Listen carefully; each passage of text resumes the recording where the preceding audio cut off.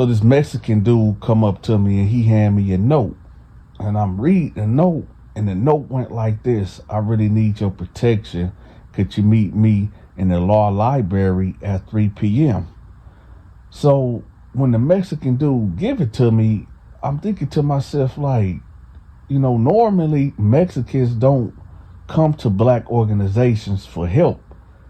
So I'm like, okay, well, my name is already out there, so it's not normal for people that want to come under my protection or whatever to reach out. But it was just strange 'cause I never had no Mexican ever, ask for protection. So I'm like, all right, whatever. So nevertheless, about 2:55 p.m. rolls around, and I told one of my homeboys to roll with me because I don't know if somebody trying to do a sneak attack on me or try to take me up out of here, whatever, and the trap will be in the law library. So I said I had one of my homeboys come with me, and he had that sword of justice, whatever. So we bounce up inside the library, and there's nobody in there. So I got this real bad feeling. Have you ever been somewhere where, like, let's say you go into a church, right, and ain't nobody there at all, and you like go in the sanctuary and you get that uneasy feeling or whatever? It was just like that, man.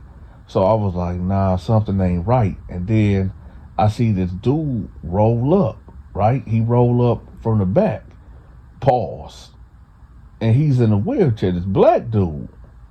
And he was like, Donta? I said, yeah, what's up? He was like, I was the guy that need to talk to you. Okay, so now y'all, when I think about it, it makes sense now. In the letter, the Mexican guy was giving that note to give to me from the dude in the wheelchair, whatever. So I'm like, okay, now everything makes sense. So I'm like, what's up, man? He was like, man, I'm in trouble, man. I'm in trouble. I was like, wait, what unit you from? I never seen you here before. He was like, I'm an L unit. I was like, oh, that's the disability unit, right? He was like, yeah. I said, so what's the issue? He was like, man, there's a guy that's trying to get me, like really trying to get at me.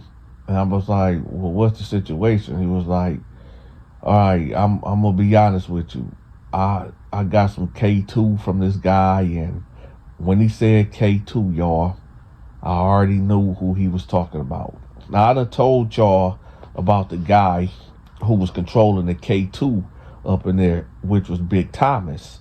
And for those that don't know who Big Thomas is a man lover. And the way he programmed is like, hey, if you can't pay him back of the drugs he done gave you or whatever, if you can't pay that debt, well, y'all can settle that debt a whole nother way. And he preferred that way. So when he said Big Thomas, I said, oh, shoot. So I'm like, all right, so what happened? He was like, well, I've been copping from him, and I've been selling it in my unit or whatever. And no, I don't smoke it at all. I don't smoke at all, but, I was selling for him. And, somebody told that, well, I believe somebody told on me, whatever, that I had the K2 in there. Probably somebody that tried to cop some from me, and I didn't give it to him for one reason or another, but they must have snitched on me. And I see when the guard was coming, so I hurried up and flushed it all. And, I just ain't got the money to cover that. And, I tried to talk to him, and he wasn't trying to hear it. And he told me I basically got 2 weeks or I'm getting effed. Now, when he said that he basically got 2 weeks or he getting effed, Big Thomas meant that literally. That wasn't no metaphor. That wasn't no miscommunication. That wasn't no veiled threat. That was a strict warning. Like, yo, if you don't give me my money in 2 weeks, he gonna run up in them. So I said, how much did you owe? He was like, man, I owe him $4,000. I said, you owe him $4,000? He was like, yeah, I owe him $4,000. I said, how much money you got? How much money you working with? And he like, well, that's the thing I wanted to work out with you. I said, I'm gonna let you know right now, man, with a $4,000 debt that you owe him, man, you gon'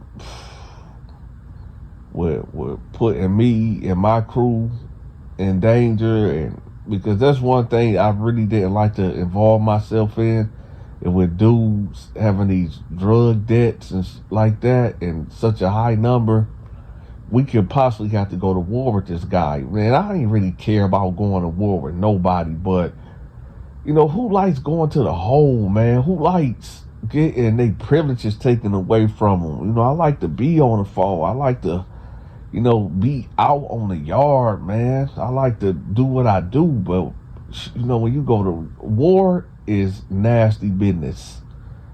War messes up a lot of things. So I'm like, all right, listen, how much can you pay a week? He was like, what, pay him or you? I said, pay me. He was like, I probably can get my girl to put, because she got a job, so she could probably put $200 to $250 a week on your books or whatever. I said, 250, just 1,000, 2, 3. I said, I'll tell you what. See, can your girl put 350? Cause we gonna have to work this out some way. Cause dude ain't just gonna let this go. And I don't feel like going to war with this dude, but he ain't gonna do nothing to you. Cause I'm gonna let him know that you with me and my crew or whatever. And we gonna have to set something up where if your girl can put 350 on my account a week, I'm gonna take 250 and I'm gonna get him 100 out of it, so that way he'll have something. You know what I mean? He was like, well, shoot, in that case, I could just get him, the whole 350 to the debt paid off. I said, let me tell you something. And if you know anything about Big Thomas, he don't want no partial payments. He want what he want, or he gonna get what he want. And I'm only giving you this one deal, man. Once this deal, if you don't do this deal, it's off the table, and it's just gonna get worse for you. And I said, in your predicament that you in, as of right now, you been in a wheelchair, you ain't got too many options. So he was like, all right, man. All right, that's the deal. So I ended up giving him my information so he could get it to his girl to put on the green dot or whatever. So I leave out and, I go holler at Homicide and Tar T, and I tell them, like, listen, we got this cat over there in the disability unit. He got the situation with Big Thomas. He on drug debt, whatever, how Thomas give it up. So what we gonna do, we gonna go over there, we gonna holler at Thomas, let him know that, dude is off limits, and we gonna get him $100 till this debt paid off, right? Or it is what it is, right? So they was like, all right, what we gonna do? I said, let's do it. Let's do it after lunch. We'll do it after lunch or whatever. So lunchtime, right? We already in the lunchroom eating, talking and, just chilling or whatever. So now we done eating, so we about to get up to walk out, and I see Big Thomas come in. So I'm like, you know what? Yeah, let me just holler at him right now. Right? So me and my boys go over there. He's like, man, what's up, y'all? Now, Big Thomas wasn't no pushover. He wasn't no punk or none of that, right? So when he seen us coming, he like, what's happening? What's up? Right? I said, look, I need to holler at you about some business. He was like, what's up, man? I said, look, the dude in the wheelchair, right? He was like, oh yeah, what about him? I was like, yo, he with me and my crew now. So he was like, what you mean he with you and your crew? I thought you wasn't in the drug business. I said, nah, I ain't talking about that. I'm talking about he with us now. He under my protection. He was like, protection? I said, yeah. He was like, well, why you telling me that for? What do that mean to me? I said, I'm just letting you know. He told me about, what he owe you and what you said you gonna do to him. Now he under my protection. But now check this out. I'm gonna give you 100. He like, ho, you can say that right now, right? So one of the guards seen us talking. It was kind of getting aggressive. And the guard was like, hey, Donta, y'all get out of here. Get out of here. Y'all done eating. Get out. Right? So Big Tom was like, all right, I'm going to holler at y'all later. I'm going to holler. We was like, yeah, we going to holler too. Right? So we leave out of there, right? So I tell Al and Homicide, go get the bankers, man. Go get the bankers because we might have to go and pour this dude on out, man. Right? So we on the yard or whatever. And I see the guy in the wheelchair. So me and my crew go over there and I'm like, listen, it might about to get hectic, but I know Big Thomas about to come out here and it might about to go down, so you might want to, disappear, whatever. So he was like, man, I appreciate it too. And I sent that, to my girl, whatever, and she said she'd be able to pay you tonight, whatever. I said, all right, man, that money better be there. He was like, yeah, man, I got you, man, I got you. So I said, all right, about 5 minutes to go by, here go Big Thomas. Now, Big Thomas, he had a couple of homeboys in there. He had maybe about 8 guys that he talked to or whatever. But he had like 3 guys that will ride with him. You know what I'm saying? That'll get down with him. And they was, first when they came out, they had their coat on, right? And I already knew now it's 80 degrees outside and you got your coat on. Everybody know. And that's why I say, like, the administration, they wanted stuff to go down like this, like the guards, and they like that type of shit. Because, come on, man, it's 80 degrees outside, and you got 3 dudes out here with coats on. Man, come on, looking crazy, out of place. All right. So they come out, so I'm already knowing what time it is, so I see them, and they just standing there, like, right by the entrance. So I guess they looking to see where me and my crew at, right? So they zero in on us and they start walking towards us, right? So I did a little whistle. And my crew, they assembled and they came over there. So he was like, so what is gonna be, Donta? I said, what you mean, what is gonna be? He was like, so what's happening? I said, this is what's happening. He under my protection. I'm gonna give you $100 a week until the debt paid off, and we'll just go about it like that. So his homeboys was looking at him like, yo, like what's up? What we gonna do or whatever? He was like, listen, I tell you what, if he can do 200 a week, I'll leave it alone, man. I'll leave it alone to the debt, till the debt is paid. So I said, hold on, give me a minute. So I walk over, because the guy, he's like maybe 5 feet behind us. So I walk over there. I said, listen, he ain't gonna make this. He ain't making this cheap at all, man. Can you do $400? $400 a week. He was like, man, it was kind of hard getting this out of my girl, but I mean, I could call my mom and see what's up and reach out to family members. I said, all right, you're going to have to do that. He was like, okay, I can do it. I can do it. I said, all right. I said, listen, I went back over there to Big Thomas. I said, listen, we can do the 200. 200 a week, no problem. Just let them be, let them live. He was like, all right, Donta, this on you. I said, yeah, I got it. And I spit on the ground, right? So he turned away and he walked off, him and his 2 guys, whatever.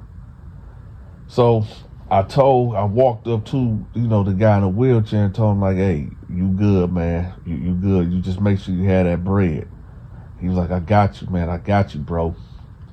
Now, I'm going to just fast forward to later on that night. So at this time, I didn't have no celly or anything. And I'm just in the bed and I have a dream. Now, I, you know when you, how can I put this? I don't even know if I was dreaming. I had to been dreaming, but you know when you like halfway sleep and halfway woke, like that lucid state, the in between or whatever. I felt myself. I was laying on the bed and I could see myself, right, and I just could see like down the tier or whatever. I could like literally see through the walls to see down the tier. And I seen Big Thomas grab, homeboy wheelchair or whatever. And, he like picked him up out of his chair, threw him to the ground and started kicking him. And then I just woke up out of it and I was like, man, what the heck was that? So I didn't really pay it too much mind. So the next day at the count, right? We usually at the count, we go to breakfast. So I go to breakfast or whatever, and my crew like, hey, you know what happened last night, right? I said, what? It was like, hey man, Big Thomas, ran up an old boy. I said, what? He was like, yeah, he ran up an old boy. I said, you lying, man. What you mean he ran up an old boy? He not even in his unit. Like, what? It was like, man, listen. So after we got off the yard or whatever, Big Thomas somehow, some way ended up in dude unit in his cell, and he hid under the bed. I said, whoa, hold up. What you mean? He said, apparently Big Thomas somehow, some way got to dude unit, ended up getting in his cell and hiding under the bed. And when dude came in or whatever, Big Thomas was just under dude bed for a long time. And I guess after they count or whatever, dude got out of his wheelchair and got in his bed, and Big Thomas came from under the bed and assaulted him. I said, hold up. So you mean to tell me Big Thomas? He said, yeah, Big Thomas, they got him in a hole and everything right now when dude is in the infirmary. I said, yo, this dude is mad wicked, man. Big Thomas is wicked in a motherfucker, man. Why would he do that? So it was like, I don't know, but yeah, that's what happened last night. And I said, damn, that's crazy. So I'm going to say maybe a month will go by. They done shipped Big Thomas. I don't know where they shipped him to, but yeah, they got him up out of there. I mean, just imagine you a guard, right? And you at the count, you maybe an hour or two later, there's supposed to be one guy in the cell, but when you walk past, there's two guys in the cell. And you like, what the heck is going on here? Then you realize what done happened up in there.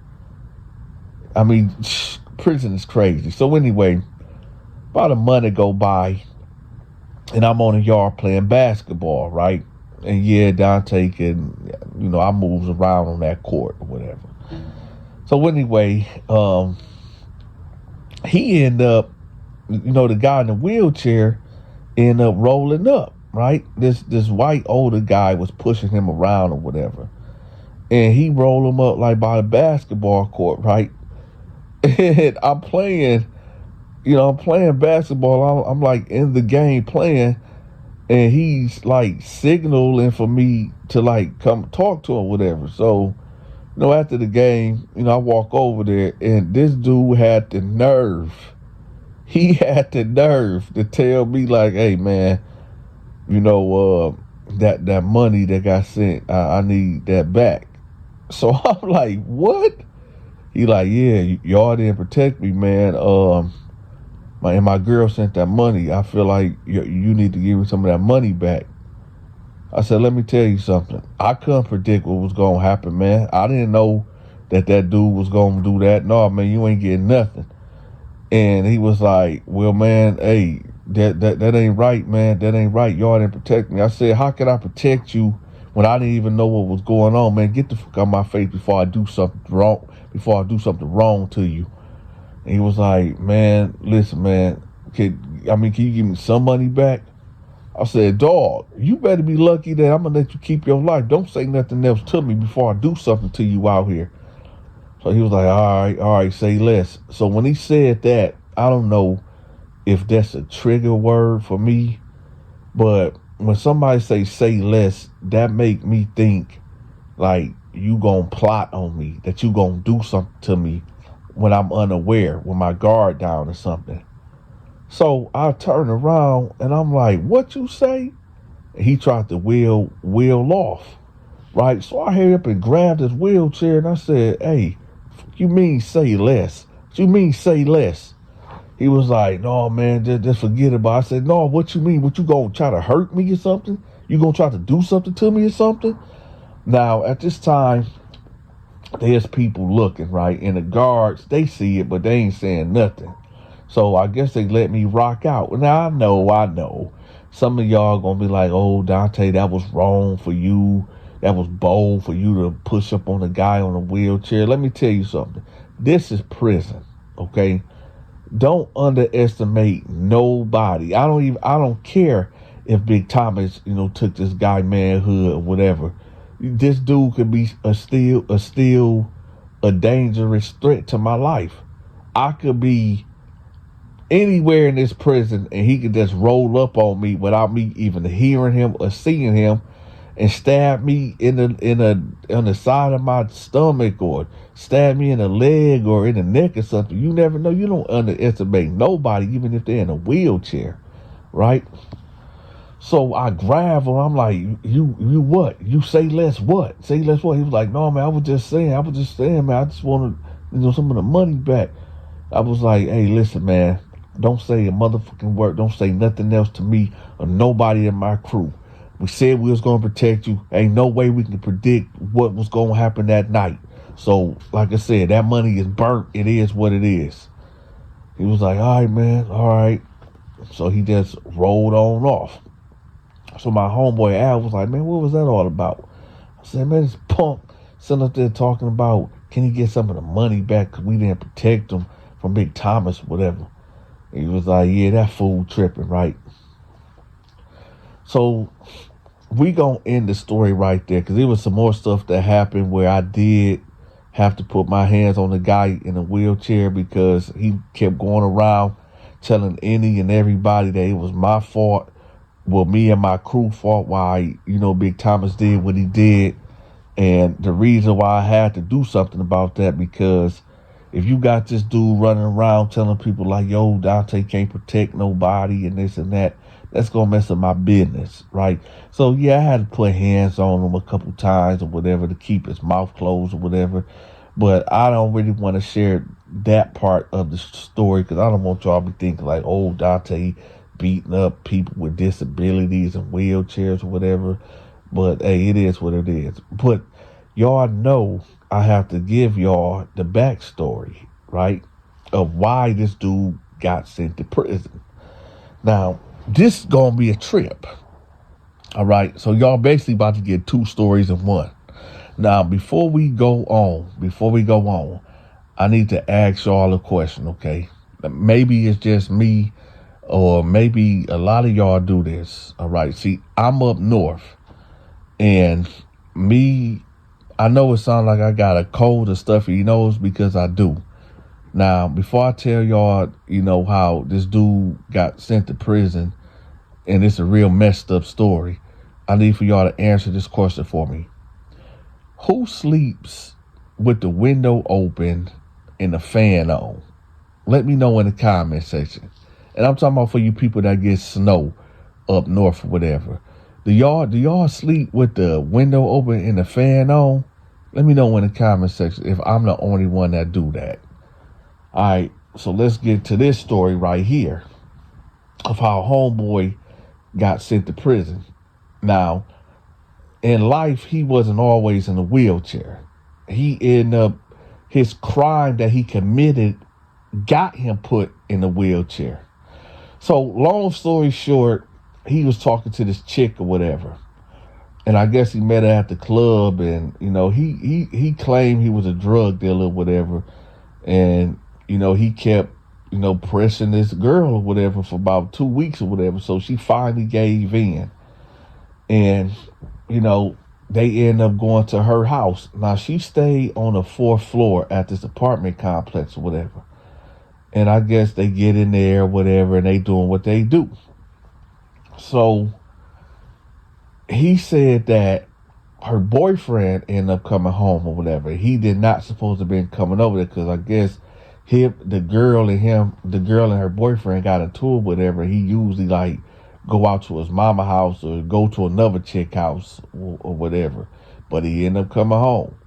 Long story short, him and the guy got into a fight, and he pushed him over the balcony. He said the crazy thing about it, when he pushed him over the balcony, he like grabbed his rail and he was just hanging, and he just felt like, okay, if I drop or whatever, I will land on my feet and everything will be good. No sir. He said when he let go and when he hit the ground, he said he felt it. He felt every bone break from his feet, his legs, and like his hips or whatever. And he said like he ain't never felt no pain like that before. He said it felt like everything from the bottom jumped up to his jaw, right? And he just felt this excruciating pain. And he was like, he was just laying there yelling, screaming, hollering or whatever. And he said the dude came downstairs, and surprisingly, he was like, bruh, you straight? Bruh, you straight? He said he don't know, was dude doing that because he was worried that he might go to jail for pushing dude over or what. But he said, the dude like sat there with him and called the police. And, they just left out the part. They left out the part of them fighting, whatever. He just said like, he was drinking a little bit and he just fell over the rail. I guess he kept it G.